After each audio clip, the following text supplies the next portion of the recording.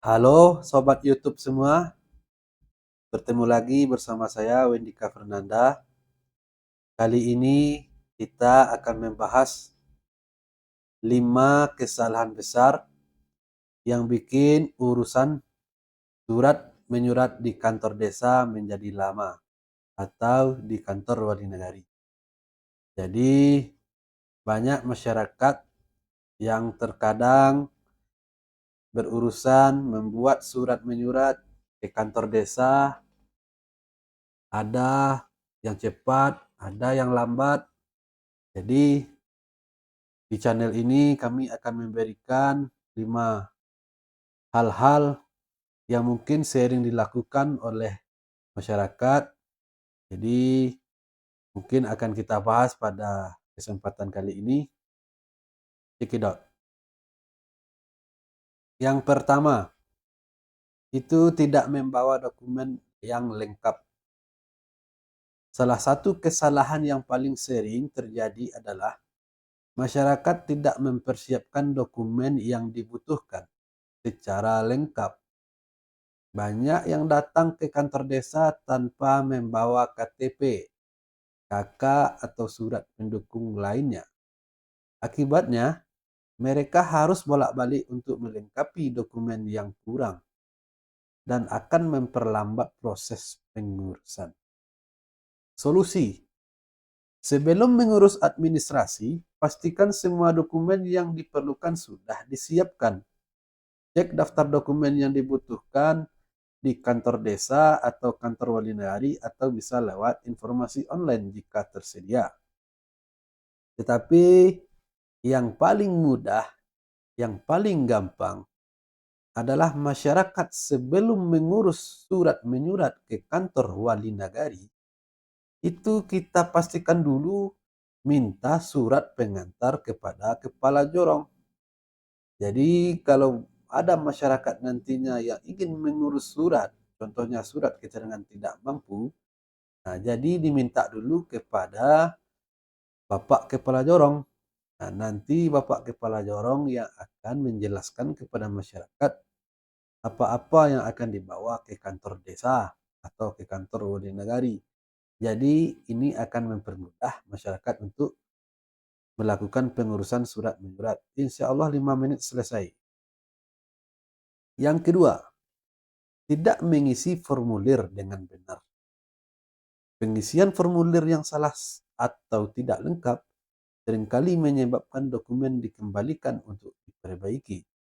Kesalahan dalam menulis nama, alamat, atau nomor identitas bisa menimbulkan masalah di kemudian hari, seperti dokumen tidak diakui atau proses yang tertunda. Solusinya, luangkan waktu untuk mengisi formulir dengan cermat. Pastikan data yang dimasukkan sesuai dengan dokumen resmi yang dimiliki. Ini salah satunya atau contohnya yaitu ada masyarakat yang ingin mengurus surat pindah, terkadang-kadang mereka mengurus dan mengisi formulir itu tidak lengkap, ada alamatnya yang tidak lengkap, kecamatannya ada yang salah. Jadi kita cek dulu kesalahan-kesalahan, ada yang nama atau alamat itu memang kita luangkan waktunya supaya dalam pengisian formulir untuk surat menyurat itu benar dan dapat diproses.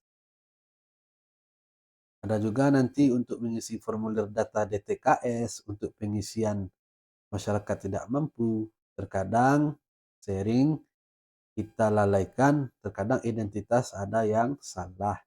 Jadi poin yang kedua yang memperlambat kita proses administrasi di kantor desa adalah nomor 2, tidak mengisi formulir dengan benar. Lanjut. Yang ketiga, kurang memahami prosedur pengurusan. Banyak masyarakat yang kurang memahami alur atau prosedur dalam pengurusan administrasi di desa. Mereka sering datang langsung tanpa mengetahui langkah-langkah yang harus dilakukan. Seperti kemana harus menyerahkan dokumen atau siapa yang harus ditemui. Solusinya, cari tahu prosedur pengurusan sebelum datang ke kantor desa. Informasi ini bisa didapat dari petugas desa, yang seperti saya sampaikan tadi, kita tanya kepada Pak Jorong, atau ada papan pengumuman, atau melalui warga yang sudah berpengalaman. Di balik kita ke poin yang pertama tadi, sebelum kita datang ke kantor desa atau kantor wali nagari, kita temui dulu kepala jorong atau bahasa lainnya juga ada kepala dusun. Nah, jadi setelah menemui Pak Jorong atau Pak Dusun, tentu masyarakat akan diberitahu prosedur-prosedur yang harus dilakukan. Dan nanti apabila sudah datang di kantor kepala desa, siapa-siapa yang ditemui tentu sudah ada bagiannya masing-masing. Kalau untuk di bidang pemerintahan, tentu ada kasih juga. Kalau di bidang pengurusan surat menikah juga ada. Jadi apabila kita sudah menemui kepala jorong terlebih dahulu, apa yang kita tuju di kantor desa, kita tidak akan ragu. Yang keempat ini yang sangat fatal, datang di waktu yang salah. Kesalahan lain yang sering terjadi adalah datang di luar jam pelayanan atau di hari-hari sibuk seperti hari libur atau akhir bulan.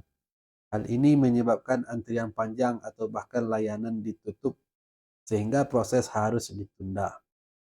Solusinya, periksa jam operasional kantor desa sebelum berangkat. Datanglah di jam-jam yang tidak terlalu ramai seperti pagi hari untuk menghindari antrian panjang. Nah, kalau kita lihat di sini, di slide ini, kadang-kadang ada yang datang waktu tanggal merah. Jadi kita harus datang melihat jam operasional. Biasanya itu di depan atau di mana-mana tertulis itu jam operasional. Nah, kita datang di jam-jam tersebut. Jangan datang di pas jam istirahat. Yang kelima, menunda mengurus surat hingga waktu mendekati tenggat. Banyak masyarakat yang menunda pengurusan surat hingga mendekati batas waktu penting, seperti pengurusan KTP menjelang pemilu atau surat tanah ketika ada penjualan. Ketika kantor desa ramai dengan pengurusan mendesak, waktu tunggu menjadi lebih lama karena keterbatasan staf dan lonjakan permintaan pelayanan. Jadi terkadang-kadang kita sering melalaikan administrasi, yang mana ini sangat penting untuk administrasi kita. Contohnya saja, apabila sekarang akan dekat untuk pemilu, maka kalau yang belum mempunyai KTP, segerakan kita untuk mengurus KTP.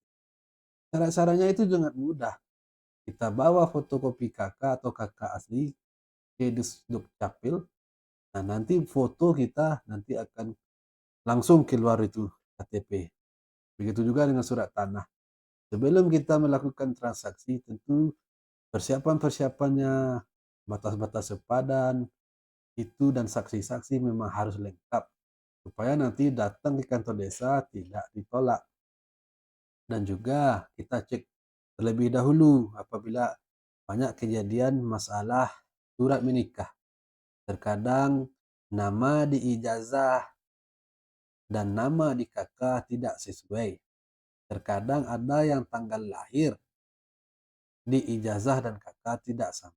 Jadi data kita memang harus penting dan kita cek terlebih dahulu supaya pengurusan kita di kantor desa tidak terjadi yang namanya ribet atau lama.